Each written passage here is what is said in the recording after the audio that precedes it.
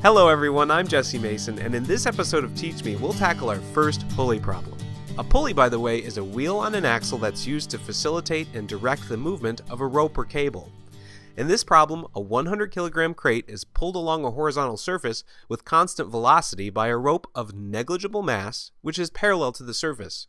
Negligible mass means we can ignore the rope's inertial contribution to the system's motion, thereby simplifying the problem. Next, a massless, frictionless pulley is mounted to the end of the surface. Again, this massless, frictionless pulley doesn't exist in the real world, but in physics land, situations can be idealized so that we're able to focus our attention on the underlying fundamentals. Okay, the rope in our problem runs over the pulley and then supports a hanging body so that the rope is vertical.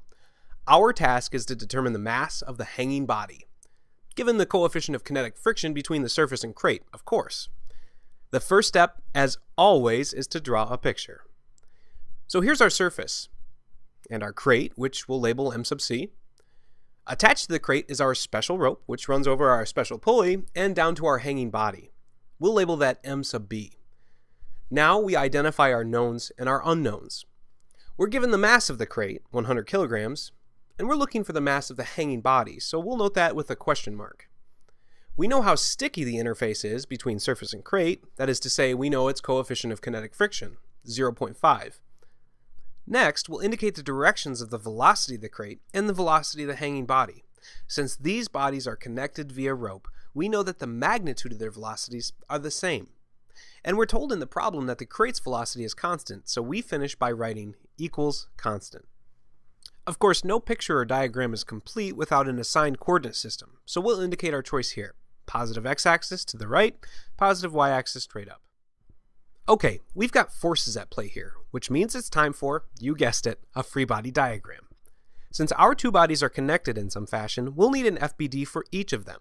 First, the crate. We've got the weight of the crate pulling it downward. Opposite the weight is the normal force, due to the surface along which our crate is moving. The rope is pulling our crate to the right, so we'll indicate this tension force with a T.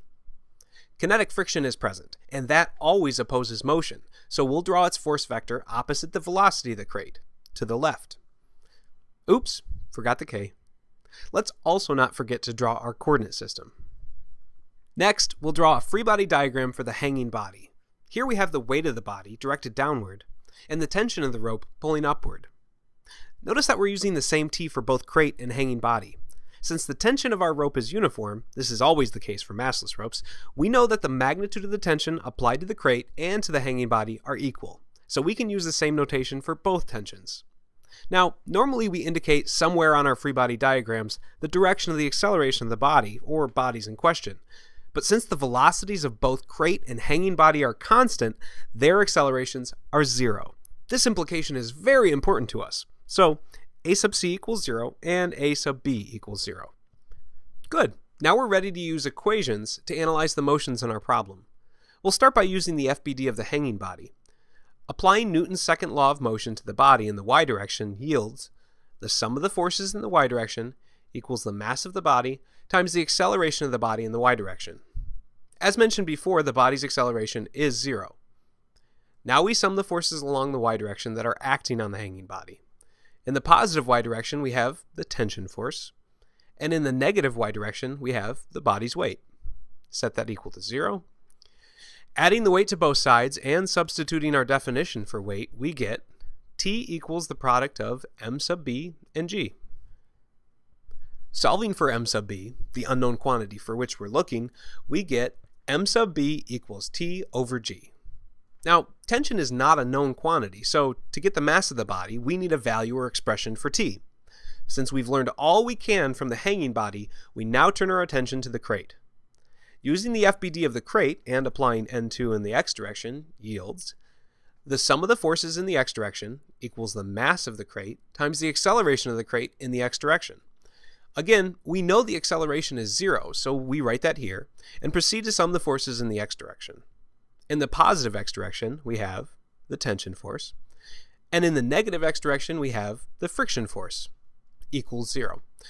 Adding the friction force to both sides and substituting our definition for kinetic friction, we get T equals the product of the coefficient of kinetic friction and the normal force. We've yet to determine a value or expression for the normal force, so to get T, we first need N. So let's try N2 in the y direction for the crate. The sum of the forces along the y direction equal the mass of the crate times the acceleration of the crate in the y direction. You know what we're going to do next. Set the acceleration to 0 and sum the forces in the y direction. Okay, here we have the normal force in the positive y direction and the weight of the crate in the negative y direction. Set that equal to 0. Next we move the weight to the right and substitute mg for the weight. And now we have an expression for the normal force comprised of known values, m sub c and g. Time to hopscotch our way back to m sub b. Substituting our expression for n into our expression for t, we get T equals mu sub k times m sub c times g. And substituting this expression into our expression for m sub b, we get m sub b equals mu sub k times m sub c times g divided by g. The g's divide out and we're left with an elegantly simple solution. Lastly, we insert our values for the coefficient of kinetic friction and the mass of the crate, and we find that the mass of the hanging body is 50 kilograms. And we're done with our first pulley problem. I'm Jesse Mason. I hope you found this video helpful. If you have any suggestions for future Teach Me videos, or just want to say hello from your part of the world, please do so in the comments below. And until next time, happy learning.